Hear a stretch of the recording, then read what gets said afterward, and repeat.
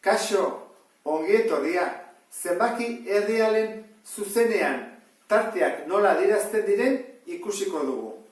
Goazen pentsatzea ditugula -5 eta 8 arteko tartea. Horrek esan nahi du -4, -3, -2, -1, 0, 1, 2, 3, 4, 5, 6, 7 eta hor dauden zenbaki arrazional eta irrazional guztiak tarte hontakoak direla.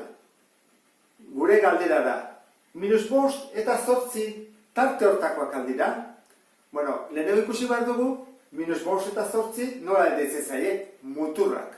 Orduan, baldin badia tartekoak jarriko dugu horrela, borobiltxo bat beltzez. Horrek esan nahi du itxia dela, tarte itxia. Eta itxia idazten da horrela, itxiten dugu, beraz, -5 tartekoa da, eta 8 ere tarte hortakoa da. Baldin badugu horrela, margotu gabe badutik, borobil bat eta margotu gabe, esan nahi du -5 ez dela tartekoa. Bere muga da, hau da, tartekoak hor daude eta -5 ez da sartzen. Hori nola adierazten da? Ba horrela, parentesi batekin. Esan nahi du, -5 ez da sartzen eta 8 ez da sartzen. Horrek esan nahi du, irekia dela. Usten dezen bezala. Hau da, itxita eta irekita. Eta beste kasu batzuetan gerta daiteke izate itxia eta irekia. Horra esango dugu, adibidez ezkerretik itxia dagoela eta eskubitik irekia. Tarte komuna adierazi. Beraz dugu tarte bat -7 eta 0 sartzen ez dena eta beste bat -5 eta 2 mutur hau 2 sartzen dena. Zen da tarte komuna, bientzako komuna den tarte hori?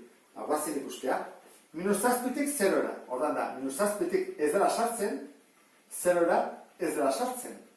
Hori da tarte bat. Eta bestea da, -5etik ez dela sartzen, 2ra sartzen dela. Zen da zati edo tarte komuna? Hasiko litzake, 5etik eta 0ra. Ikusten ez bezala, hemendik honea. Bientzako da. Orduan da, -5etik 0ra. Horren galdera da, -5 sartzen alda, goian sartzen da, behan ez. Beraz, -5 ez da sartzen. Eta 0a behan sartzen da, baina goian ez. Orduan, 0 ere ez da sartzen. Emaitza, hau izango litzake. Tarte komuna izango litzateke -5etik 0ra eta ez dira sartzen ez -5 eta ez 0. Hemen, -4tik 3ra. Guazen egitea, -4tik, gorean jarriko dut, -4tik, hemendik, 3ra. Hau da. Eta -4 ez da sartzen eta 3 sartzen da. Urrengoa, -3tik, hemendik, 4ra. Horrean. -3 sartzen da, eta 4 ez da sartzen. Zein da komuna, izango zateke hemendik, onera. Izango zateke -3tik 3ra. -3, 3. Horrean galdera da, -3 sartzen alda, behan sartzen da, bai, tartean dago. Eta muturra ere sartzen da, beraz, -3 sartzen da. Eta hemen, goian tartean dago eta 3 sartzen da. Beraz, tarte honetan, 2 muturak sartzen dira. Eta hau izango litzateke, itxia ezkerretik eta eskubitik, eta irekia ezkerretik eta eskubitik. Lau adibide hauetan, isaren balioak daude adierazita ikur hauekin. Honek esan nahi du, isa izango dela -5 baino handiagoa, eta -2 baino txikiagoa edo berdina. Horrek esan nahi du, zuzen honetan, hau bali bada -5, hau da -4, -3, -2, -1, -5etik hasiko gerala, eta -2 arte izango dela. -5 sartzen da, ez da sartzen, izan behar duelako handiagoa. Eta -2, bai, delako -2 baina txikiagoa edo berdina. Horren jarriko du horrela. Hau izango da tartea. Horra, muturrak dira -5, ez dela sartzen, eta -2 sartzen dela. Beste tarte honetan, esaten da, -5 baina handiagoa edo berdina,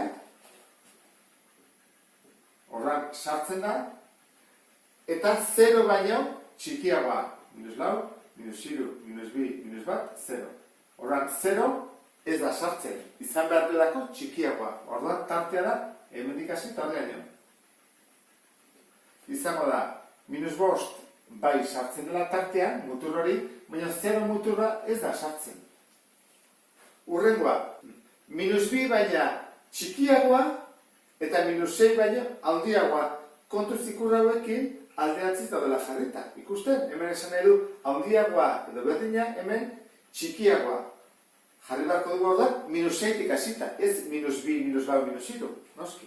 -2tik hasita, ez -6, -5, -4, -3, -2.